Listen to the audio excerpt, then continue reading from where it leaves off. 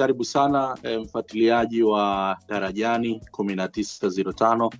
Kama ilivyo kawaida yetu, kila baada ya mchezo wetu Chelsea tunaangalia kwa namna mchezo ulivyokuwa, tunachambua, tunatoa tathmini na kufafanua mchezo kiujumla kupitia katika session yetu, ambapo leo nipo mimi Isaka Manti, lakini pia nipo na wachambuzi wangu hapa Simon, kwa ajili ya kuangalia namna mchezo ulivyomalizika. Kumbuka Chelsea leo tulikuwa na mchezo wa FA Cup dhidi ya Charlton Athletic, na Chelsea tumefanikiwa kushinda magoli 5-1.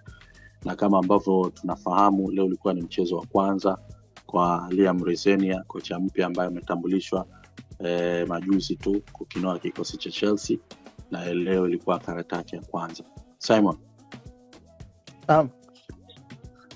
mchezo umemalizika na tumefuzu kwenda raundi inayofuata.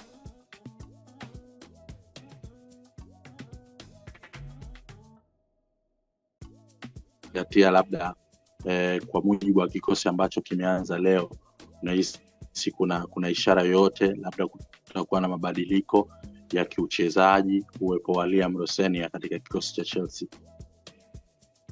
Sawa. Kwanza kwa kikosi ambacho kimeanza leo, hii ilikuwa inategemea na mtu yoyote yule kulingana na mpinzani ambao tunakutana naye. Ulikuwa una haja ya kutumia sera zako za muhimu wakati unajua una game mbeleni, hapo game ngumu. Na game Jumatano na Arsenal, vile vile na game weekend na Brentford, ambazo hizo ni game za muhimu kwenye mashindano makubwa. Game na Arsenal itakuwa Jumatano, ile Carabao nusu finali. Na pia Premier League ni Jumamosi weekend. Obviously mwalimu yote angeanza na kikosi kama alichoanza nao na ni Liam, kwa sababu ukizingatia uzito wa timu ambayo tumekutana nayo na kikosi ambacho kimeanza, bado kikosi ambacho kimeanza kilikuwa na uzito kuliko ile timu. Yani kulikuwa hakuna sababu yote ya kufungwa na Charlton kwa kikosi ambacho kimeanza. Kwa hiyo nilikuwa nategemea hilo kwa 100%.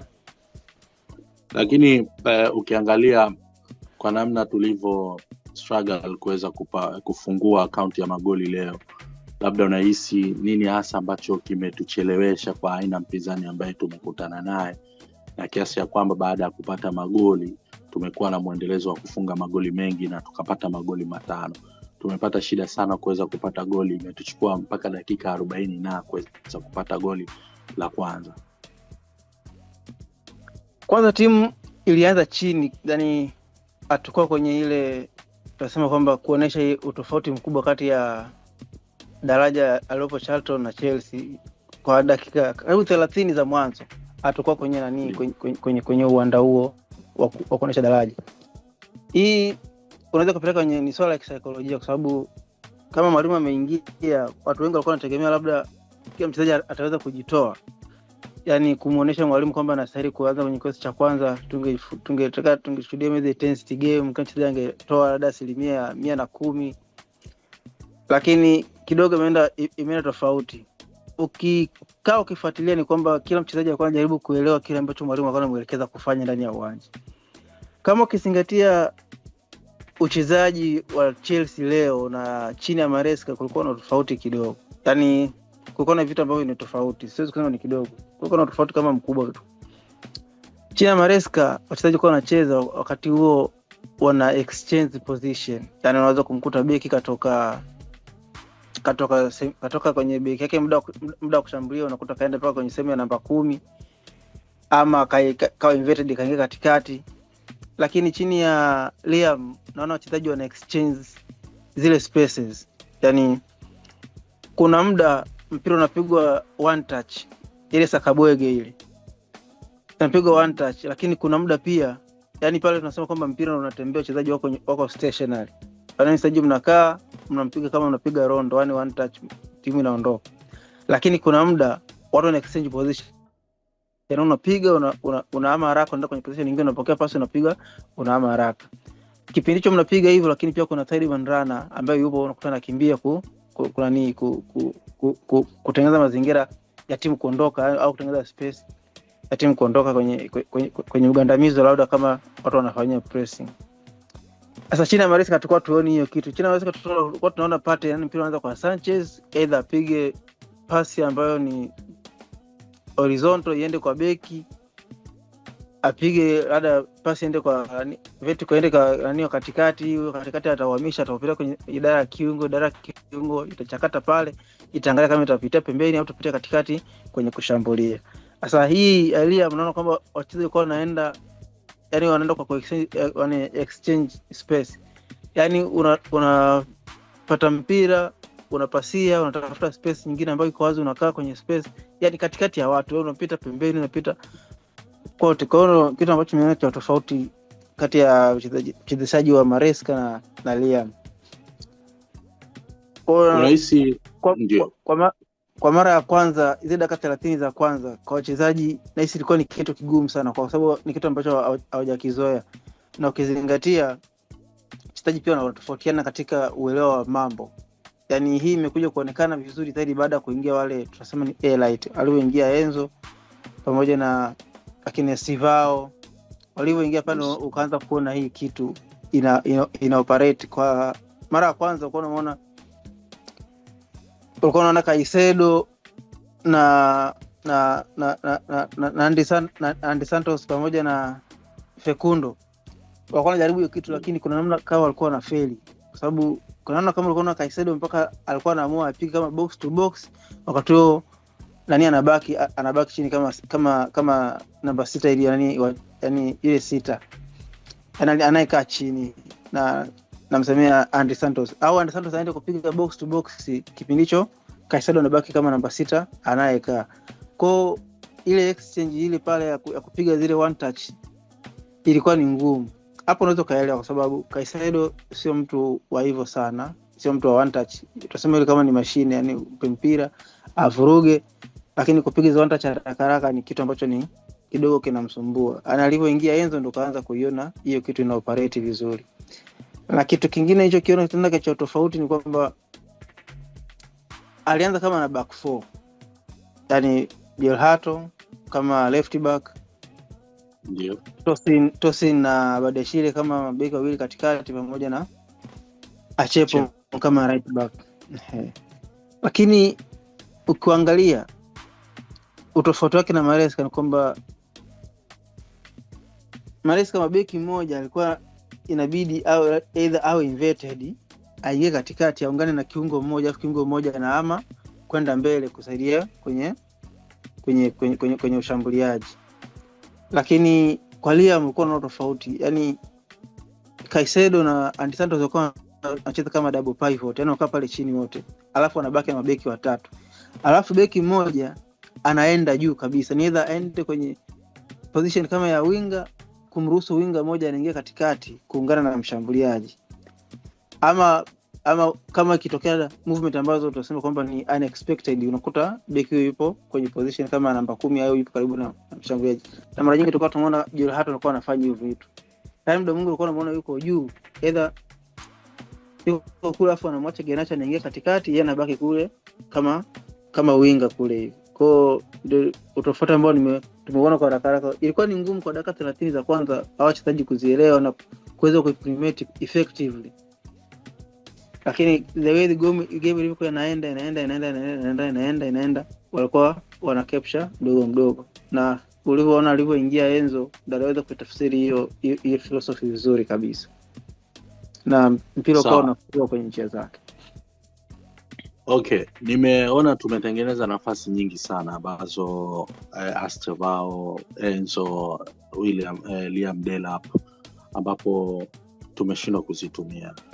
Unahisi labda uwepo wa mwalimu Liam kunasababishwa na utengenezaji wa nafasi nyingi, ama aina ya mpinzani ambaye tumekutana naye ilikuwa anaruhusu kutengeneza space ambazo wametupa nafasi kutengeneza nafasi ambazo tumeshindwa kuzitumia? Kwanza ni vyote viwili, aina ya soka ambayo tunalicheza, lakini pia aina ya mpinzani pia. Aina ya soka nikimaanisha nini? Aina ya soka ni kwamba wachezaji walikuwa unaona kabisa wanatengeneza triangle yani zile triangle ndogo ndogo katikati ya uwanja. Alafu anakuwa mtu ambaye anakimbia nyuma, yani zikipigwa pasi mbili tatu hapa kwenye triangle hapa, unaona mtu mmoja kama anakimbia nyuma safu ya ushambuliaji ya timu pinzani. Kama ukinotice Enzo kapiga hizo pasi karibu kama sio 4 basi ni kama 3 au 5 hivi kwa Estivao alipokuwa anakimbia. Kama umenotice hicho kitu. Yaani alikuwa anapiga pasi Enzo Caicedo na Andy Santos hapa hivi. Kidogo tu unaona Estivao anapita, anakimbia afu Enzo anampa mpira nyuma. Unakuta either anabaki 1v1 au yuko mbele ya beki wa timu pinzani. Kwa hiyo ni aina ya soka ambalo pia tunasema ni philosophy ya Mwalimu Liam. Inasaidia kutengeneza nafasi, lakini pia aina ya mpinzani alikuwa hawezi kuhandle quality ya Chelsea, yani ile kubattle either tactical au kiufundi tu, kwamba battle ya Chelsea, yani awazuie kufanya maamuzi ambayo ni sahihi, awazuie Chelsea kutembea na mpira, azuie zile dribble 1v1, azuie pasi. Ilikuwa ni ngumu kwa timu ambayo tumekutana nayo. Kwa hiyo zote ni factor ambazo zinapelekea leo kutengeneza nafasi nyingi. Sawa. Simon, tumeona leo aina ya namna tunavyoshambulia, alafu hapo ambapo tunapokonywa mpira tunavyojilinda. Labda kwenye hili kushambulia na kujilinda kwa wakati mmoja ambapo tunapoteza mpira, yani tunashambulia alafu tukapoteza mpira kujilinda, nahisi kuna utofauti gani wa kocha Liam na kocha Enzo ambaye ameondoka kwa mchezo huu leo? Labda unahisi kwamba kuna viashiria vyovyote ambavyo labda tunajilinda tofauti ama tunashambulia tofauti na vile ambavyo tulikuwa tunajilinda na kushambulia kipindi cha Enzo Maresca? Sawa. Yani leo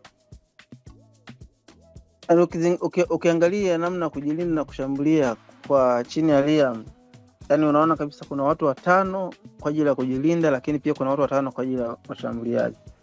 Kwa mfano game ya leo unaona alianza kwenye karatasi kama back 4. Unaiona kabisa back 4 Joel Hato, Achepong, Badashiri pamoja na Tosin. Lakini wakiingia uwanjani muda mwingi ulikuwa mmoja Hato alikuwa anakuwa kama mshambuliaji, anakuwa kule kwenye kibendera kama winga, ama anamwacha Garnacho pembeni, yeye anaingia pale katikati kwa kama namba 10, anamsogea yule Fekundo Benanot. Huko nyuma anaacha back 3, yani Badashiri anakaa kwenye ile half space ambayo inabaki pale katikati ya left back na left central back. Anakaa pale katikati. Tosin anakaa katikati pia ya kujilinda, lakini pia Chepo alikuwa anakaa kwenye ile half space ambayo inabidi nafasi ambayo inabaki kati ya beki wa pembeni, yani left back pamoja na right back pamoja na right central back. Nafasi inabaki pale ndo unakuta Chepo alikuwa anacheza pale muda mwingi. Alafu juu yao kuna kuwepo na viungo wawili wa ukabaji, yani ile pivot ya Andy Santos pamoja na Caicedo. Hapo moja kwa moja hapo ina maana hata kama tukipoteza mpira labda kwa bahati mbaya, ball ilikuwa kwenye progress, labda tukapoteza mpira kwa bahati mbaya, yale maeneo hatarishi unakuta watu wapo. Nikimaanisha nini? Kipindi cha Maresca unakuta beki alikuwa na hama, yani anatoka kwenye eneo lake anaingia kwenye kiungo, anakuwa kama kiungo passer.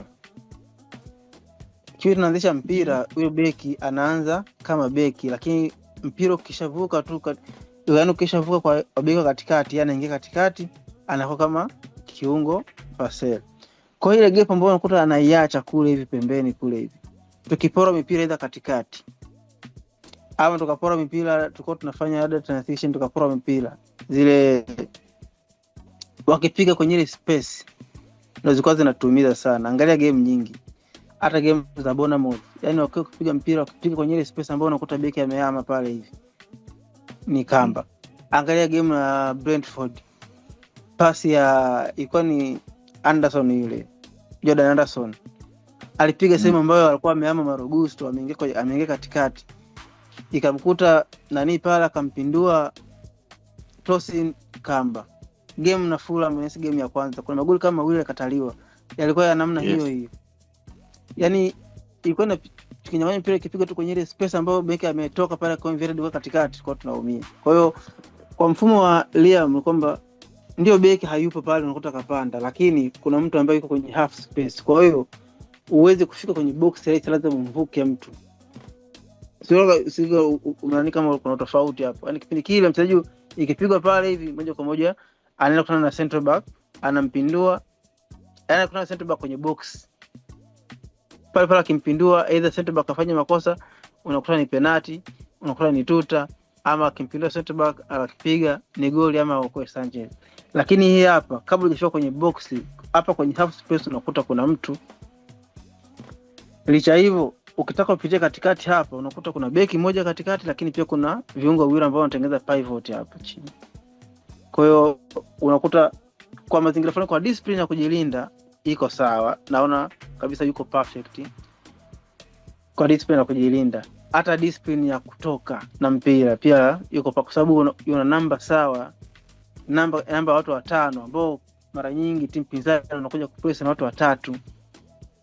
Yaani timu ambayo inakuja kupress na watu wanne ni chache sana, wanakuja kupress watu watatu pale either katikati wao na watu watano. Kwa hiyo wakija kama kwa mpira wake ambao wanacheza one touch, ni rahisi kubiti press ya timu pinzani, lakini pia wakati wa kujiuza pia unakuta na namba nzuri. Watu watano ni watu wengi sana kwenye kuzuia. Kwenye shambuliaji pia Okay. anategemea watu watano. Yeah. Ikimaanisha anategemea winga wake wawili na namba 10, moja, namba 9 au 4 pamoja na beki moja ambao unakuta ametoka kwenye position yake, either kaungana namba 10 ama aende pembeni kabisa amwachie winga aende kuungana namba 10.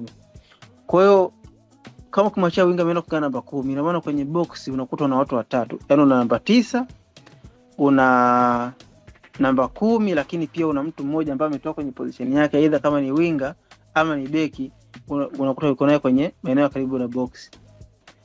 Ambapo hapo kama timu haijajilinda, na tunasema kwamba timu inacheza tu ile flow football, ina maana pale kama una watu watatu, ina maana pale wao wanabaki pia watu watatu, inaweza kiungo wake mmoja wa ukabaji na mabeki wake wawili wa katikati pale. Kwa hiyo mnakuta una namba sawa.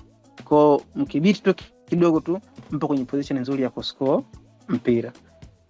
Kwa hiyo unaona system yako kujilinda na ya kushambulia kwa game ambayo nimeona game ya leo na approach yake, naiona kama iko perfect. Kwa hiyo hapa ni shida inabaki kwenye wachezaji kuweza kuexecute hiyo philosophy yake na kuleta matokeo chanya, ndo tusubiri, ni jambo la muda. Simon, tumalizie na kama ilivyo muendelezo kwenye michuano kama hii Carabao, FA Cup, kuona kwamba wachezaji wale ambao hawapati nafasi sana ya kwanza wanapata nafasi.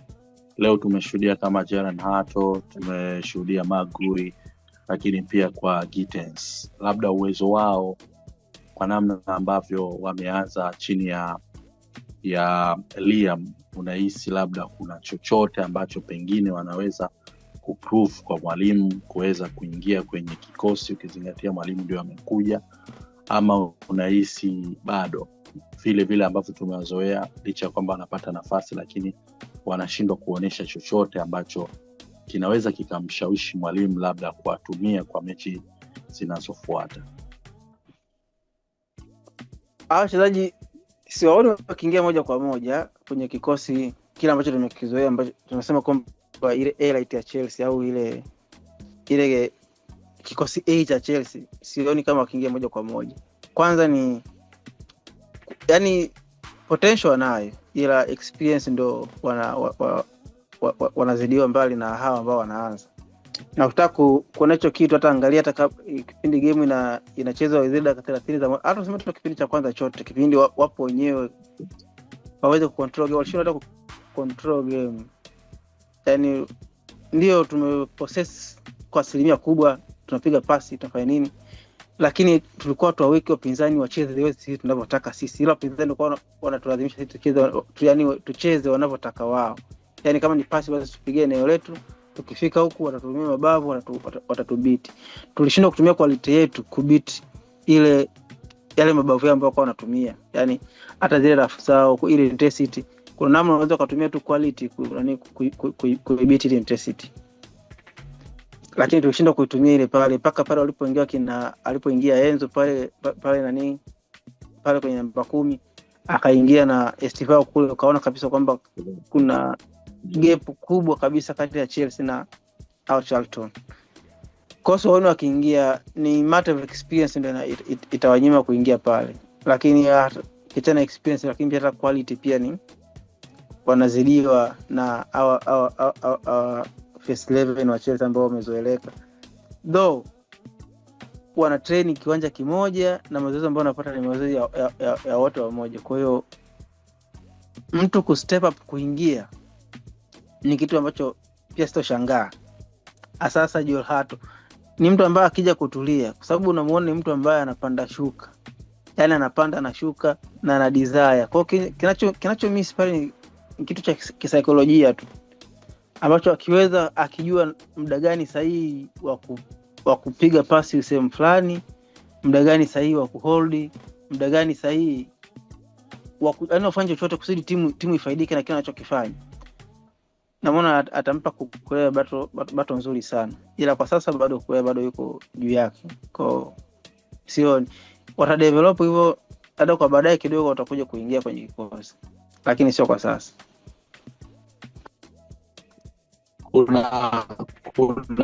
Kuna haja ya Chelsea kuingia kwenye usajili dogo kwamba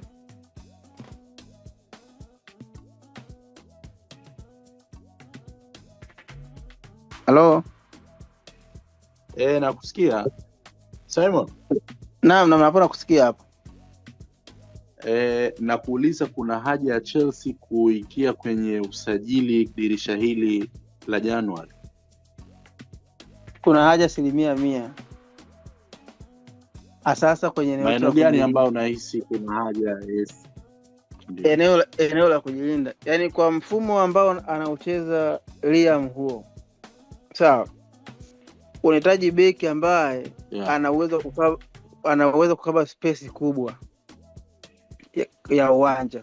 Kwa sababu mkibaki beki kukaa kwenye half space pale, inabidi uwe na uwezo kukaba eneo, yani space kubwa. Ukimwangalia mtu kama Badiashile ni mtu ambaye hana speed, lakini pia sio aggressive. Kwa hiyo ni mtu ambaye umtarajie kukaba space kubwa ya uwanja.